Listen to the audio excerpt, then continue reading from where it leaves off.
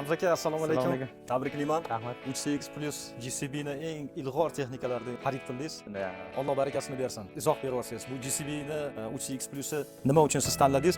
Nima uchun GCB ga tanlovingiz chiqdi? Endi aka biz GCB ni bir qariyb 10 yildan beri ishlatamiz. Biz boshqa texnikalar ham bor. Baraka topganmiz.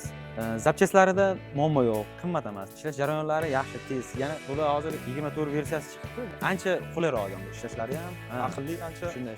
Mощности ham ko'tarilgan. Shunday ko'rdik. Juda xursand bo'ldim. To'g'risi Toshkentda bugun 5-6 variantlarni ko'rdik. Qani boshqasini ham bir ko'raylik. Faqat GCB bo'lmasa. Har xil parametrlari bor ekan, solishtirib yordi. Baribir yana shu GCB ma'qul bo'ldi bizga. Biz tanladik aka.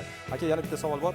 Bu GCB ni siz Esxata leasing orqali xarid qildingiz, to'g'rimi? Shu Esxata leasing sizga qachon murojaat qildingiz va necha soatda ishingizni hal bo'ldi? Biz kecha shaharga kelganman. Aytganimdek yo'qlarni surishtirdik, boshqa qildik. Bugun obyektlarda 12larda GCB centerga keldikda.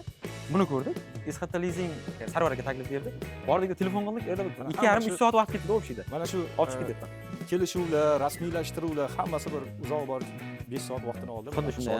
O'sha 6,5 bo'ldi. Mana siz o'sha Texnikani ko'rishimiz, hujjatlari bilan ko'rdik. Akajon, rahmat. Sog' bo'linglar. Yaxshilikka ishlatinglar, barakasini bersin. Rahmat. Ishlaringlarga omad.